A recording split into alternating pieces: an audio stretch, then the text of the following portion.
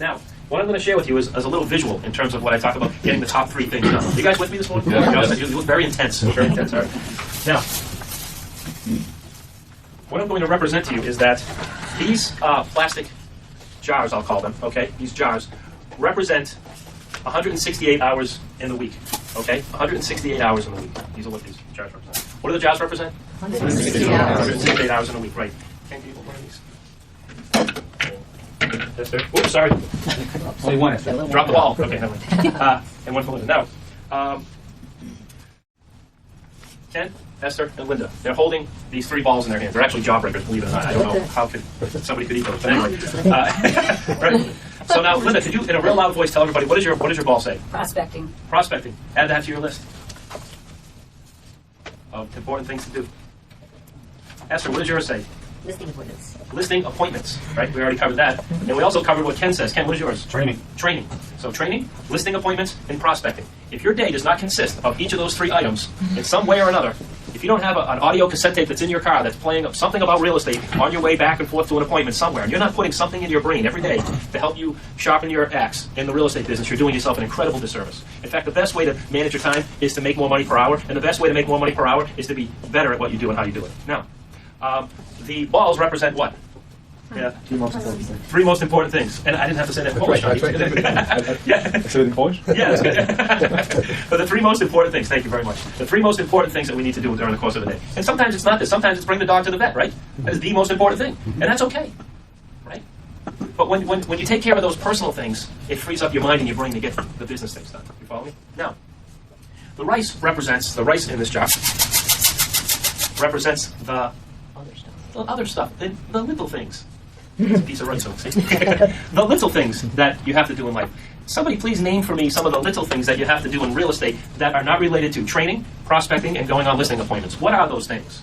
Pick up the milk at the grocery store. Pick up the milk at the grocery store, absolutely. Clean your desk. Clean your desk, yes. And what about real estate specific items? What about Return calls. return calls? Absolutely. Email, return email. What else? Thank you notes. Thank you notes, absolutely. What else? Voicemail, what else? Make appointments, showing appointments. So showing appointments, yes. What else? Feedback from showing appointments. Feedback from showing appointments. What else? Call your sellers. Call your sellers. Call town halls for information. Call town halls for information. This is where that's where I want to go with this. What else? Prospecting letters. Prospecting letters. You know what Tim's saying is prospecting letters. Thank you so much for saying that. That was on the list of things you told me to say. Right. That was good. Thank That's what I did last you. night. But now when Tim brings up a point, some people confuse folding, stuffing, sealing, stamping, and sending. They consider that prospecting, and it's not. That's an administrative task.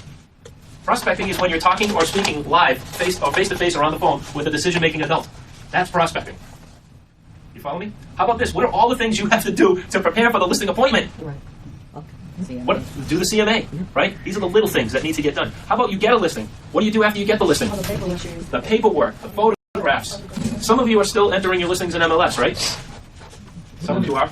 Maybe not in this room, which is What do you mean entering? where you get all the information Instead of like from the seller. catalog doing it. And Do it ourselves, you yes, mean? Oh, yeah. I know there are a lot of agents who do that, who will enter in the listing themselves. we can't. And- allowed to. We're not allowed to. But they're doing it Trust anyway. me, there are. Let me say this again. There are many agents in our company that are entering the listing agreements themselves into the MLS. And let me ask you a question: is that a good use of their time? No. No.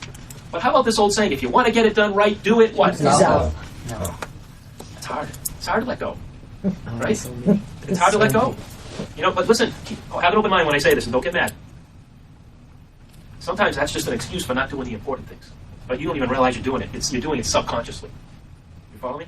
I know that statement doesn't apply to everybody in the room, but if the shoe fits, wear it. Think about it. Let it sink in. That maybe the reason why you're doing the stamping, the stuffing, the licking, the sending, and the brochures and putting it into MLS and all the little stuff, it's to avoid learning. You know, some people avoid going to training because then, if you learned what you really needed to do, you'd have to do it, and that would eliminate the excuses that you have already walking around in your conscious and subconscious mind to keep wasting time and making excuses as to why you're not being more successful in real estate. And we talked about this in the last session too, excuses. Oh, it's the market. There are more millionaires made in recessionary times than at any other time in our country. It's the market. You just have to change what you do. You can make lots of money in real estate if you just change what you do from one market to the next. It's the interest rates. It's these lousy buyers or these sellers that aren't motivated. It's the agents in my office. It's the company. It's my manager. You know, it's my car. My car's dirty. That's why, you know, they're all excuses. So we have to try to eliminate those. Now, here's what happens. The jar represents what? Your day or your time. 168 hours in a week. 168 hours in the week. So here's what happens in real life, folks. You ready? Feel this. Watch. What does the rice represent? The little stuff. Little All the things. little stuff. Here's what happens.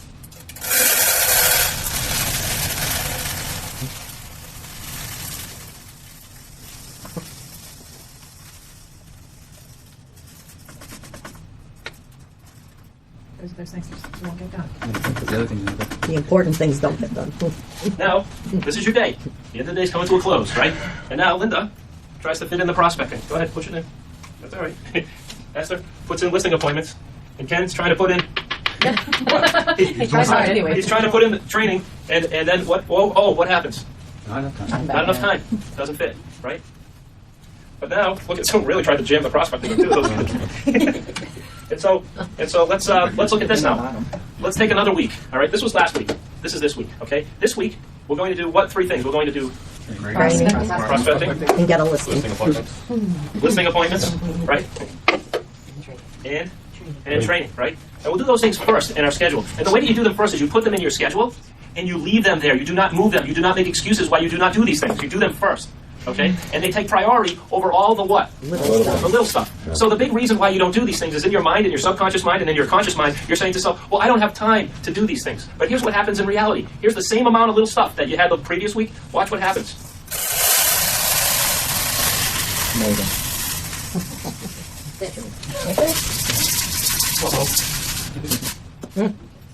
Some don't get done. It's supposed to. No, it's all gonna fit. You eat the rest of the rice. Yeah. Yeah, that's your lunch. That's a waste of time anyway. And now look what happens, right? Full day. Everything gets done in the 168 hours of the week. You did the 3 things, or in a day. You could say 24 hours in a day. You did the 3 most important things, and everything else got done. That's life. That's what really happens. That's why there are self-made successful people and self-made failures, is that they're all given the same amount of time. The key is they're doing different things with their time. You follow me? So, hold on to this visual. I wanted to, show you rather than tell you today, okay, about this. Now, That's